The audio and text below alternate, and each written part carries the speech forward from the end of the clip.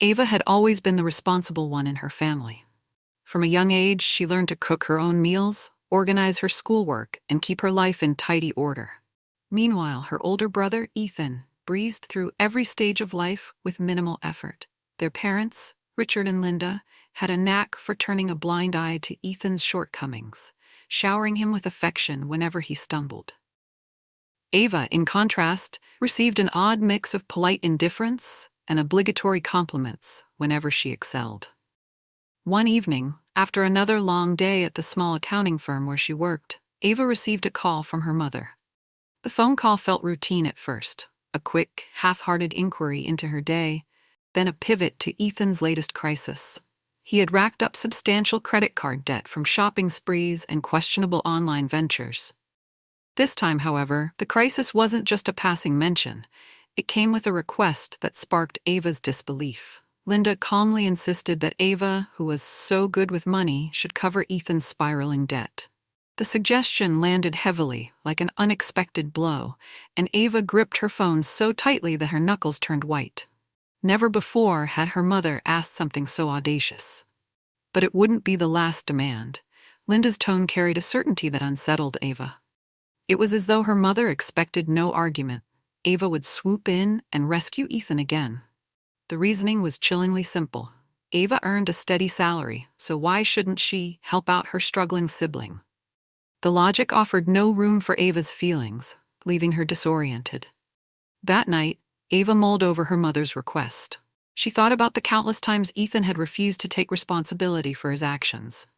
Every family dinner, he would recount his trivial spendings and glamorous weekend adventures, shrugging off financial realities. He always had a new gadget, a trendy outfit, or a half-baked business plan. Their parents laughed it off, praising Ethan's entrepreneurial spirit. Yet Ava could still hear her mother's plea echoing in her mind. "You're the smart one, dear. You can afford to help." It felt like they were asking her to pour her hard-earned money into a black hole. What ate at her most was the unspoken threat of being labeled selfish or ungrateful. She'd seen that look on Linda's face before, one of withering disappointment whenever Ava dared to set boundaries. For the first time in her life, Ava considered refusing her mother's request. She weighed her options, reflecting on her upbringing. Throughout her childhood, Ava had learned that self-reliance was her safest bet. Ethan had always been the golden child, entertaining the family with his charm and spontaneity. If he needed money for a failed college project, their parents would funnel funds with little objection. Ava's successes, though often bigger, were acknowledged in passing, but rarely celebrated. In high school, while Ava juggled part-time jobs and extracurriculars, Ethan drifted from one hobby to the next. If he decided to quit an activity halfway through the semester, nobody raised an eyebrow. But if Ava even considered backing out of a volunteer position, she'd be scolded for not following through. Now, years later, that pattern was rearing its head again. The request to pay Ethan's debt felt like the ultimate confirmation. It was never about fairness or accountability. It was about enabling Ethan while burdening Ava with guilt-laced obligations.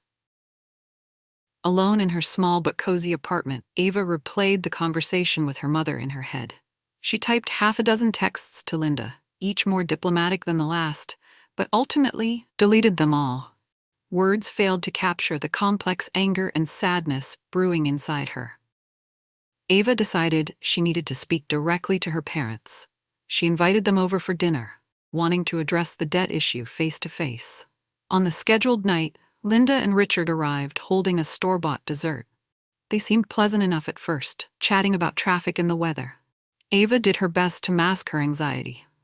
The moment she brought up Ethan's debt, the atmosphere shifted.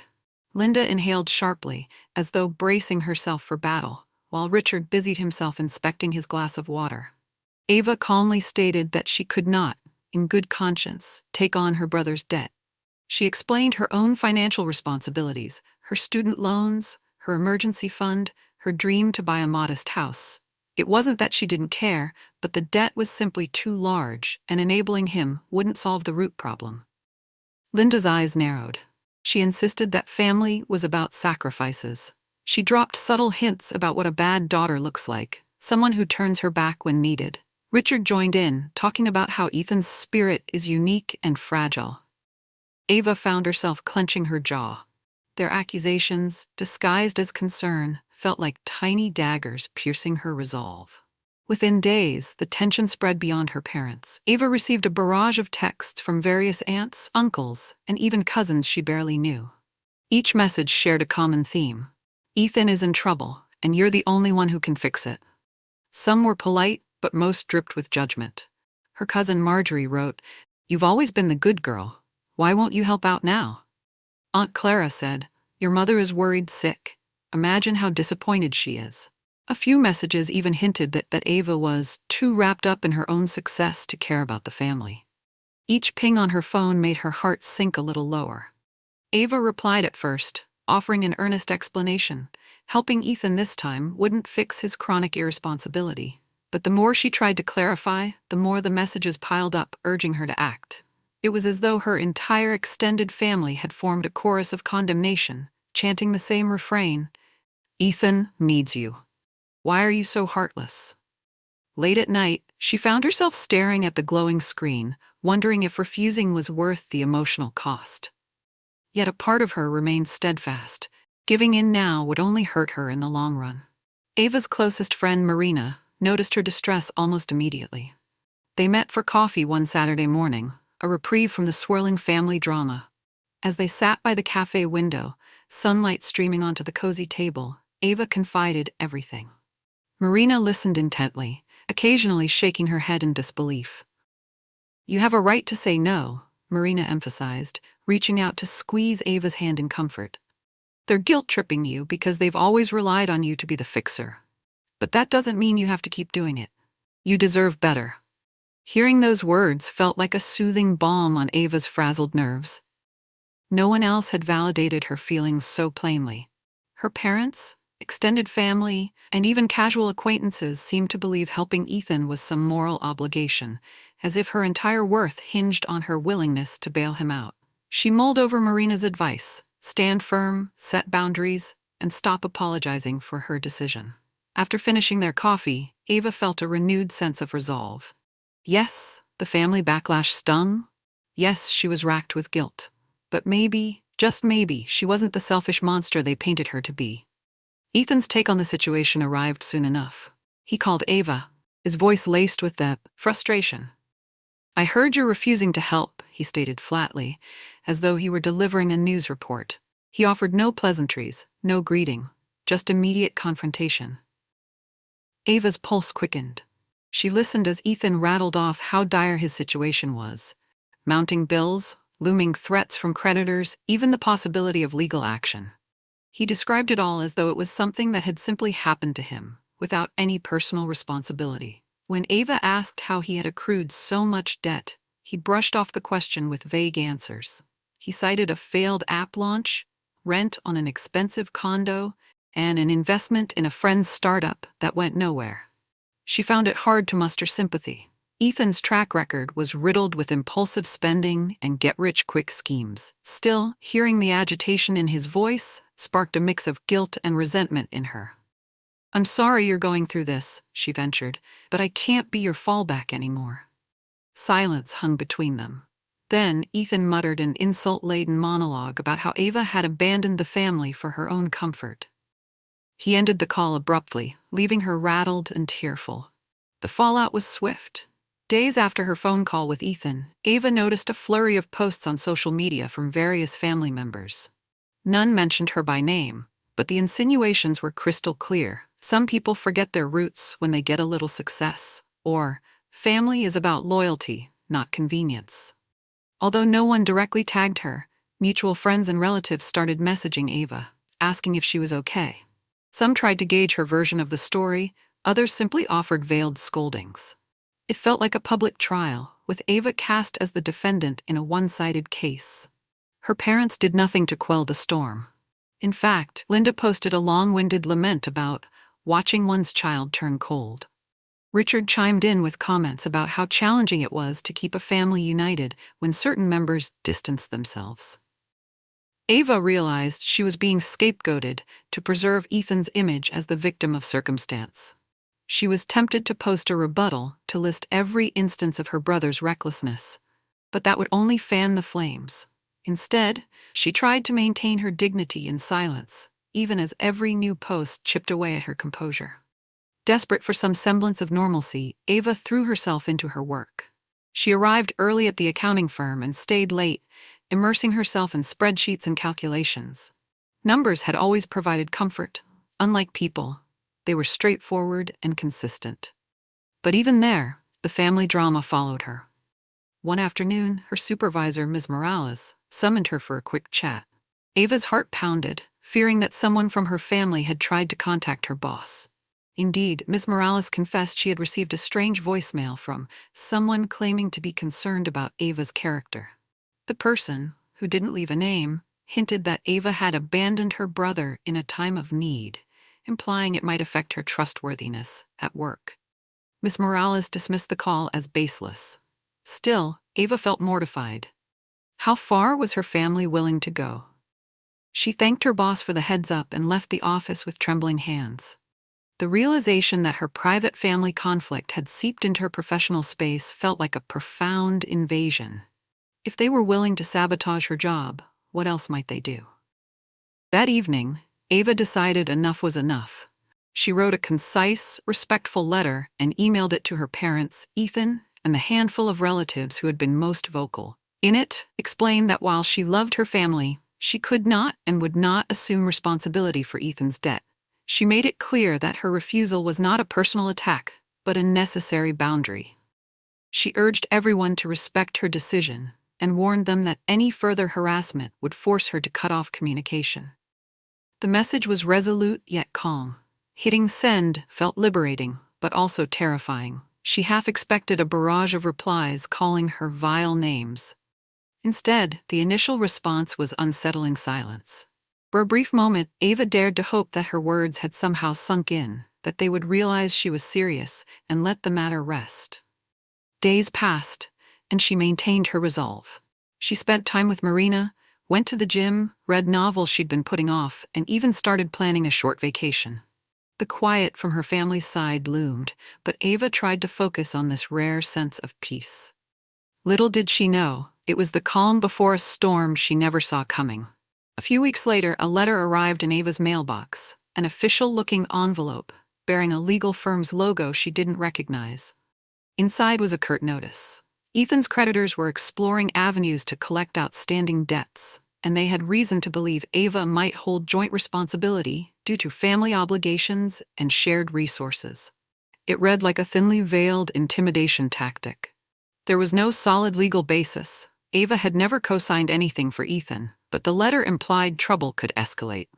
Alarmed, she called the law office. They offered little clarity, only saying they had been retained to pursue all possible options. Ava's mind reeled, suspecting her parents might have fed Ethan's creditors her information. That same day, she received a text from Linda, accusing her of letting the debt snowball into a crisis because she wouldn't help in the first place. Ava was furious, both at the creditors for overstepping and at her family for turning this into a legal scare tactic. She booked an appointment with an attorney, a small but determined woman named Miss Hoffman. After reviewing the documents, Miss Hoffman assured Ava that she bore no legal responsibility unless she had signed something. Still, she recommended gathering all financial records to protect herself.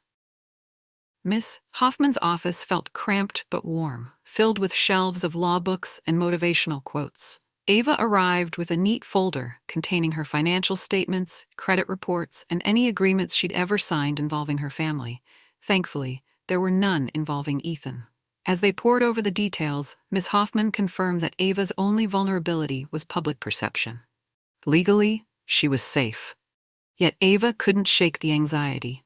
If her family was desperate enough to push creditors in her direction, what else might they orchestrate? It wasn't just about money anymore. It was about control, manipulation, and a relentless campaign to break her resolve. While Miss Hoffman remained calm, Ava's stomach churned, imagining worst-case scenarios, false loan documents, identity theft, or defamation at her workplace. People do unthinkable things when they feel cornered, Miss Hoffman said gently. Keep an eye on your credit score, your bank statements, and any shared financial ties. Ava nodded. The weight of her family's betrayal pressed down on her like a heavy cloak she couldn't remove. She remembered Ethan's accusations, Linda's dramatic social media posts, and Richard's complicit silence. Each memory stung anew, fueling a simmering anger deep in her core. Word of the legal threats quickly reached Marina, who insisted Ava spend a weekend at her house for a break. They ordered takeout, watched lighthearted movies, and even went for a small, relaxing stroll through a nearby park. Despite Marina's best efforts, the topic kept circling back to Ava's family. "It's like they've declared war on me," Ava said bitterly, sipping her tea. "They've made me out to be this villain who abandoned them.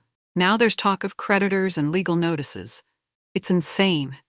Marina gave her a sympathetic look. "Ava, you're doing what's right for your own well-being. Sometimes family doesn't act like family. They act like a toxic group, clinging to a narrative that benefits them. You can't set yourself on fire to keep them warm." Ava managed a shaky laugh at the metaphor. The sense of betrayal was suffocating, but Marina's unwavering support helped steady her. She felt a mixture of relief, knowing she wasn't alone, and heartbreak. Part of her desperately wished her parents would just snap out of it, see reason, and support her decision. Yet another part acknowledged that this might never happen. This conflict was morphing into something far more permanent than a mere family spat. Returning to her apartment late Sunday, Ava found a typed letter slipped under her door. No name, no signature. It read, "Stop being cruel to your brother. If you won't help him, you'll regret it." The ominous tone sent shivers down her spine. She dashed to the front window, peering outside, half expecting to see someone lurking. She reported the incident to her building's security, who noted the time but couldn't identify who delivered it. Shaken, Ava realized her family's campaign had escalated into open threats. Her mind spun with possibilities. Did Ethan write it? Or one of her relatives trying to scare her into compliance? That night, she barely slept. Every sound made her jump. Memories of familial love felt distant and twisted. She remembered childhood birthdays, holiday gatherings, and carefree laughter. But somewhere along the line, the difference in how they treated Ethan and Ava had metastasized. It was no longer about who was the favorite. It had become a total disregard for Ava's autonomy and emotional safety. She resolved to install a security camera near her door. It was a stark reminder that her own family, or those doing their bidding, had turned into something threatening rather than supportive. A few days later, Ava received a frantic call from her father, Richard. Linda had been hospitalized for stress-induced chest pains, or so he claimed. Through tears, he accused Ava of causing her mother's deterioration by refusing to cooperate with the family. It was a low blow, and Ava felt her throat tighten in panic. Despite her anger, she still loved her mother. She rushed to the hospital, only to find Linda stable, comfortably seated, and complaining about the bland hospital food. When Ava inquired about the severity of her mother's condition, the nurses calmly explained it was a minor stress episode, a routine checkup, not life-threatening. Relief clashed with a surge of anger, especially when Linda turned to scold Ava for dragging her into these hospital walls. It was a surreal scene. Richard looked at Ava with a mix of accusation and pity, while Linda put on a martyr's performance, sighing dramatically at every opportunity. Ethan was notably absent, apparently too busy or too unconcerned to show up. The weight of the orchestrated guilt trip pressed heavily on Ava. She felt an urgent need to escape, lest she say something unforgivable in that stark, white hospital room. An emotional meltdown was brewing within Ava, and it finally erupted at the next family gathering, a forced reunion at her parents' house. The moment she stepped inside, she sensed hostility radiating from Linda, Richard, and several extended relatives who had gathered. They wasted no time delivering their standard lines. "Why won't you help Ethan? Don't you care about your mother's health? And it's just money, Ava. You have plenty." The barrage of accusations eroded her self-control. She had tried reason, she had tried compassion, and she had tried boundaries, yet nothing penetrated their hardened stance. Eventually, in a trembling voice, Ava unleashed her frustration. She recounted the threatening letters, the intrusion at her workplace, and the hateful social media posts. She asked how they could stoop so low, using fear and emotional manipulation to make her comply. Silence fell over the living room. For a brief moment, she saw something akin to shame flicker in Richard's eyes. But Linda hissed that everything would have been fine if he just did what was expected. Ethan, who was perched on the sofa with a smug grin, shrugged as if to say, "What did you expect?" Ava stormed out, tears streaming, heart pounding with rage and despair.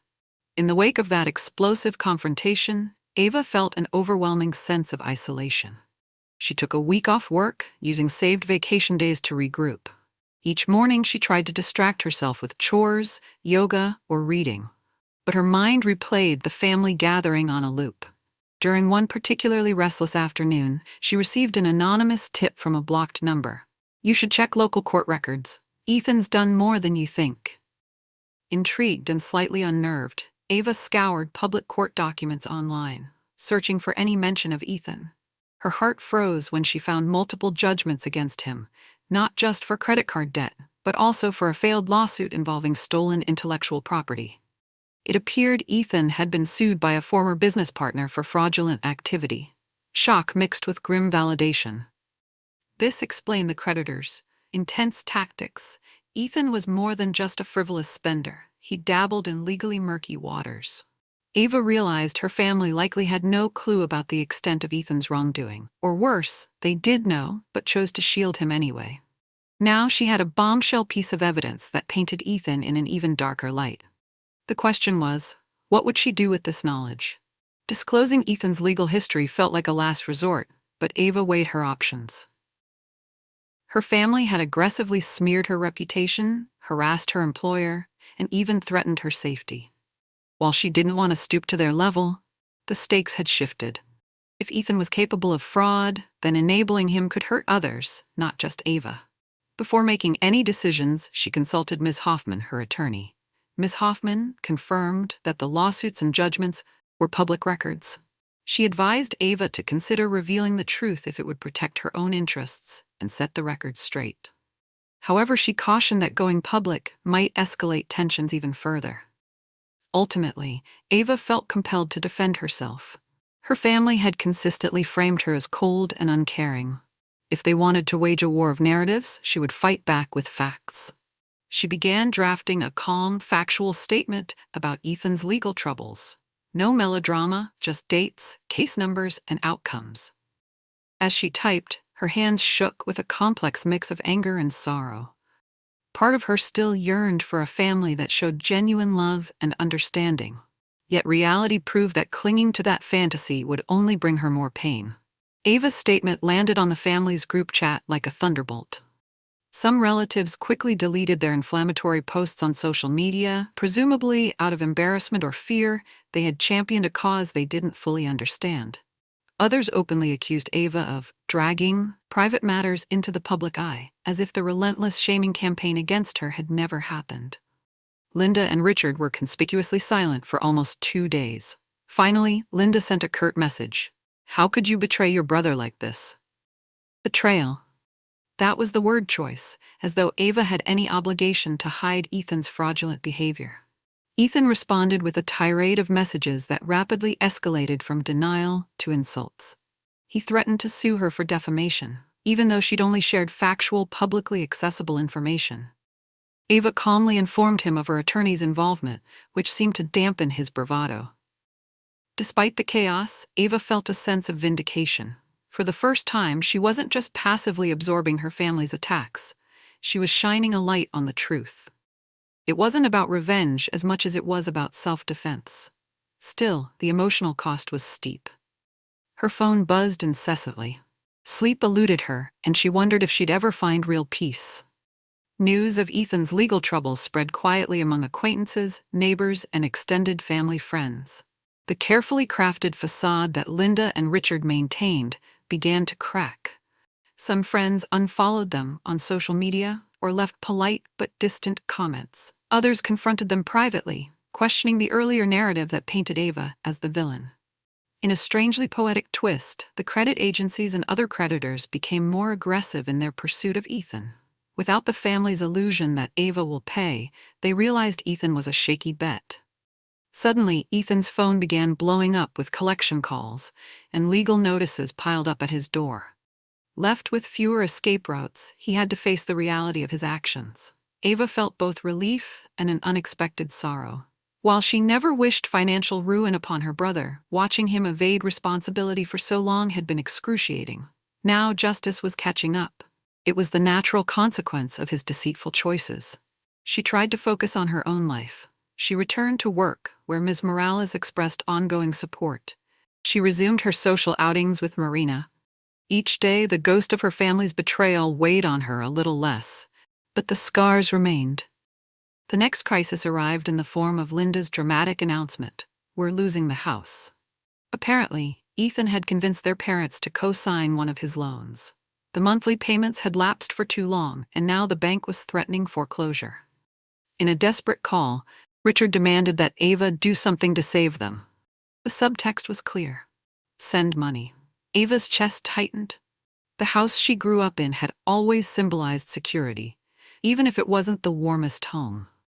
The idea of her parents losing it was heartbreaking. But the anger she felt for their enabling behavior also churned inside her. Over the phone, she listened to Richard's plea. He alternated between blaming Ava for withholding support and blaming Ethan for being irresponsible, but he never held himself or Linda accountable for their own choices. When her father finally paused for breath, Ava calmly stated that she couldn't jeopardize her own future. She could not magically fix the mess they had willingly created by co-signing for Ethan. Richard hung up, muttering an obscenity under his breath. Ava sat in stunned silence, tears sliding down her cheeks, torn between guilt and the self-preservation instinct she had fought so hard to maintain. The foreclosure process became public knowledge in their neighborhood, turning Linda and Richard into objects of both sympathy and gossip. Some neighbors recalled how proud Linda used to be of Ethan, always boasting about his entrepreneurial flair. Now the same neighbors whispered about how those ventures had led to their downfall. Ava was surprised to get a call from Aunt Clara, one of the family's most vocal critics. Clara apologized for the harsh words she'd lobbed at Ava earlier. Apparently, she'd learned the truth about Ethan's fraudulent lawsuits and felt remorseful for piling on the blame. She admitted she had been manipulated by Linda's emotional stories about Ava, turning her back on family. While Ava appreciated the gesture, she remained guarded. The damage from months of accusation and bullying wouldn't vanish overnight. Still, the conversation hinted at a slow but significant shift in how the extended family viewed the situation. The cracks in the false narrative were too large to ignore now. Ethan, for his part, seemed to vanish from social media, likely to avoid the embarrassment. Some rumored he'd moved out of state to dodge creditors. Others speculated he was simply hiding out until the storm passed. Either way, the focus fell on Linda and Richard, and, indirectly, on the harsh consequences of their choices. Weeks stretched into months. The foreclosure finalized, and Linda and Richard had to vacate their home. They downsized to a small rental apartment in a less affluent part of town. After the move, they contacted Ava again, this time in a subdued tone. Linda admitted they were struggling. The shame and loss seemed to have worn her down. She asked if Ava could spare anything to help them with groceries or utilities. The request was almost identical in nature to the first demand about Ethan's debt, but the context had drastically changed. Ava felt a pang of sympathy. These were still her parents, after all. But she also felt the weight of the months of bullying, the legal intimidation, the emotional manipulation. A part of her questioned whether this plea for help was genuine or just another angle to exploit her goodwill. After careful thought, Ava proposed a compromise. She would provide them a small monthly stipend to help with essentials, under the condition that they cease all harassment and refrain from involving her in any of Ethan's future financial issues. She had no desire to see her parents starve, but she refused to be guilted into another cycle of drama. Linda and Richard grudgingly accepted Ava's conditions. For the first time in years, they seemed to acknowledge her boundaries. They refrained from mentioning Ethan during their calls, focusing instead on more benign topics. Nonetheless, their interactions were fraught with a lingering tension, like two parties negotiating a fragile truce. Meanwhile, Ava set about rebuilding her emotional life. She sought counseling to process the betrayal, heartbreak, and guilt. Over time, she learned that her self-worth wasn't tied to her family's shifting opinions. She developed healthier communication strategies, like calmly stating her boundaries and enforcing them without apology. News trickled in that Ethan was facing multiple lawsuits in different states. He had burned bridges not only with creditors, but also with business partners and friends. Ava tried not to dwell on it. If anything, she hoped he would finally learn to take responsibility. Yet the scars of his manipulations and her parents' enabling would always remain. This new normal felt both liberating and bittersweet. On some days, she missed the idea of a loving family that would cheer her on. On others, she felt a resilient pride in standing her ground, knowing she finally put an end to the cycle of endless sacrifice. Time moved on, bringing clarity and a sense of peace Ava once doubted she could ever find. She remained cordial but distant with her parents, exchanging occasional phone calls that revolved around neutral topics like weather and health updates. True closeness never returned, and she came to accept that was the price of protecting her well-being. Ethan's path diverged even more. Rumors of lawsuits and financial ruin trailed him wherever he went. Some family members still pitied him, but fewer defended him. Linda and Richard eventually admitted, in hushed confessions, that they had been naive to keep enabling him. Though it pained them, they finally saw the destructiveness of their blind support. Ava found solace in the life she built independently. She advanced in her career, earned a promotion at the accounting firm, and cultivated meaningful friendships with people like Marina. In time, she even opened her heart to love again, dating someone who admired her strength and honesty. Though the memories of betrayal, injustice, and humiliation would never fully disappear, they evolved into lessons.